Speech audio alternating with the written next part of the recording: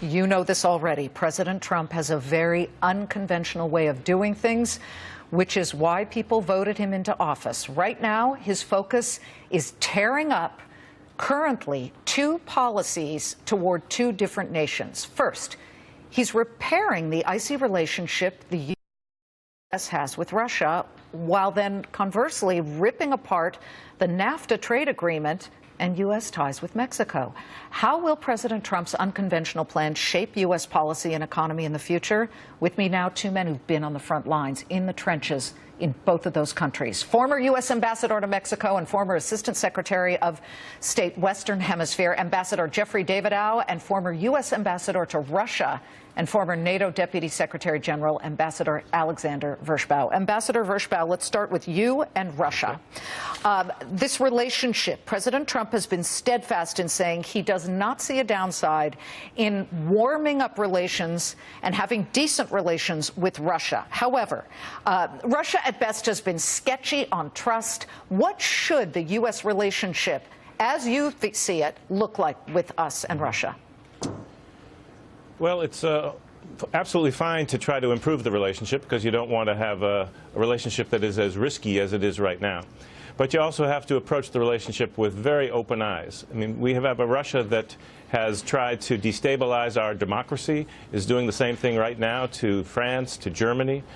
It's carried out some naked aggression against its neighbors and is occupying part of Ukrainian territory. So we need to try to improve the relationship, but also try to solve these problems which have made the relationship so contentious. I'd like to jump in and just ask you, because there have been these leaks, and President Trump talked about it at CPAC. He's furious that leaks of what he called classified information about whether certain operatives within the Trump campaign during the election campaign had reached out and had some type of touch with senior Russian intelligence officers during the campaign. And apparently Reince Priebus reached out, and Chief of Staff asked Comey of the FBI to please strike this stuff down, because even Jim Comey said there was not a legitimacy to these stories. But the FBI's Comey said he doesn't do that. He doesn't douse every fire.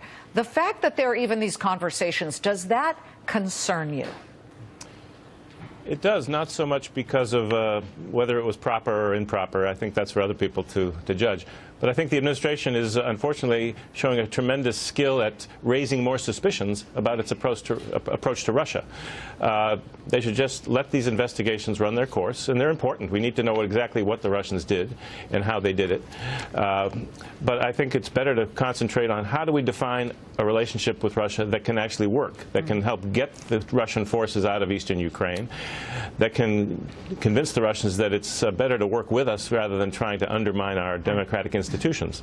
So the team is now forming. We had a little bit of a hiccup there at the NSC, but now we have General McMaster, Mattis, Tillerson. They need to kind of give the president their best advice on how to improve relations with Russia, but defend our principles at the same time. And certainly Mattis has not been as warm toward Russia as President Trump has. To Ambassador Vershbow to Ambassador Davidow of Mexico, deep strains, total opposite, no warming up here. There are deep strains between these two formerly very friendly countries, the U.S. and Mexico. What should that relationship look like? Because Donald Trump has said that we need to tear up NAFTA, but I'd also say that Rex Tillerson, who was there yesterday, Secretary of State, said we need to modernize NAFTA. Do you see anything wrong with modernizing something that's now 24 years old? No, there's nothing wrong with modernization, and Mexico would like to see some things put into NAFTA. We would like to see some changes. You're absolutely right. It is 24, 25 years old. Think of our economies a quarter of a century ago in relation to telecom, IT, and what have you. So there is room for movement. It's just weird that that President Trump is going after our closest neighbor, a good friend, an extraordinarily important trading partner, while at the same time adopting a very different approach to what is clearly our adversary, Russia. Yeah, that's why we thought it's brilliant to have both of you, the Russian former ambassador to Russia, former ambassador to Mexico. But Homeland Security Chief John Kelly said twice yesterday, and he was with Rex Tillerson in Mexico, there will be no, this is regarding immigration, there will be no, and I repeat, no mass deportations of immigrants back to Mexico. It almost sounds like there are balancing forces here, Donald Trump talking tough, and then these two, his emissaries, going out there and tamping down a little bit of the concern. Is that just the way politics works?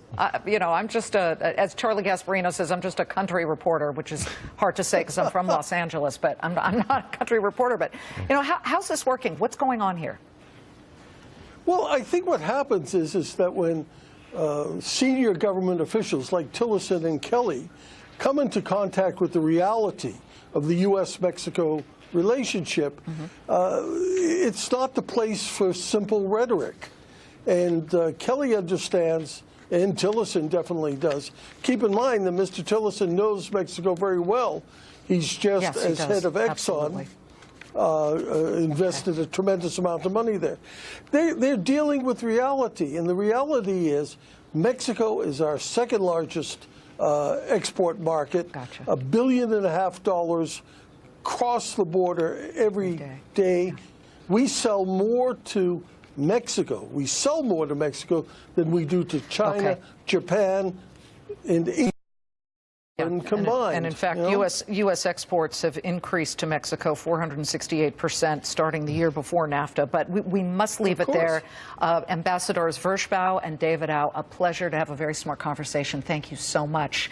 We need to go to the White House right now because now the president of Peru, Kaczynski, is there with President Donald Trump. And we believe they just stepped out of the meeting with President Trump. He is speaking in Spanish with reporters. So until we can actually get a translation, we are going to hold off on listening in. Is that correct, Travis? Is that what we? Okay.